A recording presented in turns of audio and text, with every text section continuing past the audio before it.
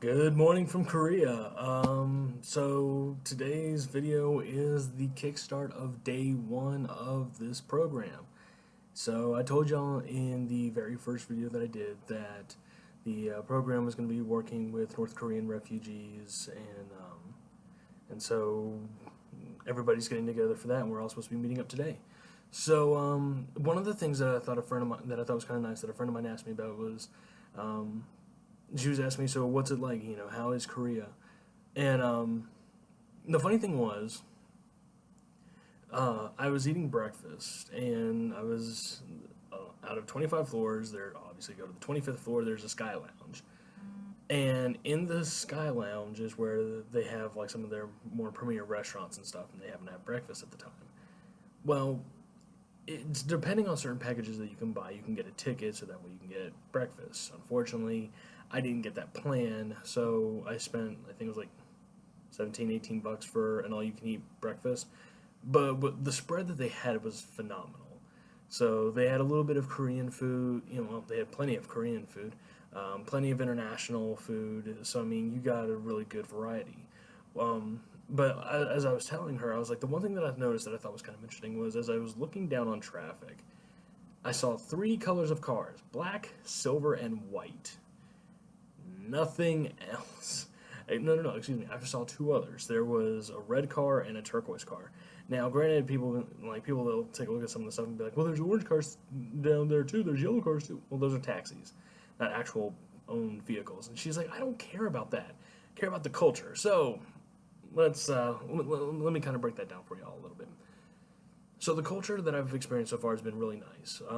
As I stated, when I first came in, it was pouring down rain. It was miserable. I had no umbrella. I'm soaked to the bone. My luggage is soaked. My backpack is soaked.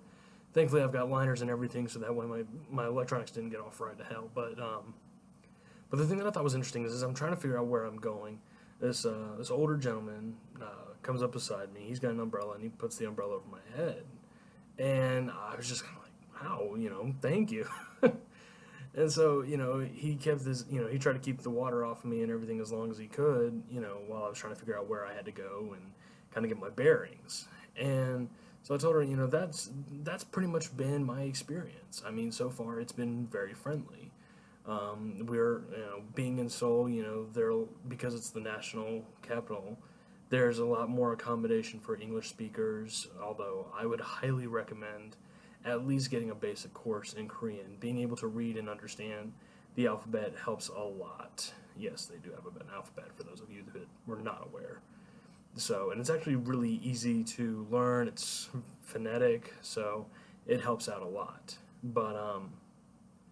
But yeah, so that's been my experience. I mean, so far it's been pretty good. And as I was talking to another friend about breakfast, the thing that I thought was kind of interesting is that for the most part, food, the same basic foods or whatever, it kind of tastes the same. Pineapple tastes like pineapple. Apples taste like apples.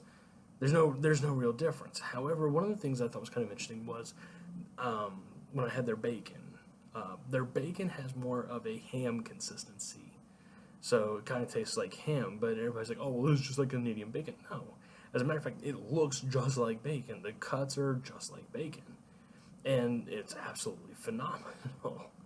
So I mean, and that's what I said. I think some of this also kind of comes with the way that they cook it versus the way that we cook it in the United States. But I mean, it's been really. I mean, so far the food's been really good. The people have been really phenomenal.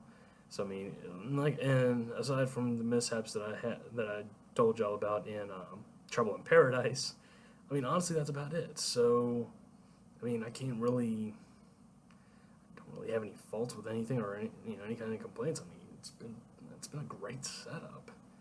So, yeah. Actually, getting in breakfast was really good. Oh my god, I did not realize how hungry I was. So I think I'm still kind of experiencing some issues with the jet lag because I like went to sleep at 10:30 ish, I think. So I went to bed about 10:30, and I didn't wake up until 4:30, 5 o'clock this morning. I haven't done that since like deployment, like since military days. So I'm sitting here going, what? So what the hell is going on here? But I mean, but that's the thing. Like, it was just a natural wake up, natural go to sleep, no big deal. So, kind of hoping that that goes away because I would not like to wake up so early, especially considering I actually enjoy being out at night. Plus, that's one of the things that I wanted to do too. And if I don't do it here in the earlier parts, then I'll definitely do it towards the end of the trip, and actually do some nightlife kind of walking around. Now, keep in mind, guys, I'm extremely introverted, despite the fact that I'm doing this. I'm a major geek, video games, D&D, and all kinds of good stuff. Despite the fact that I also love sports, but the thing of it is if you're looking for like, what's the nightlife like, how are the guys, how are the girls, hell if I know. I mean, I'll give it a shot. I mean, I'll definitely see if that's a thing to do, but that's my kind of thing. Is I kind of want to see like what is open at night. How are people out at night?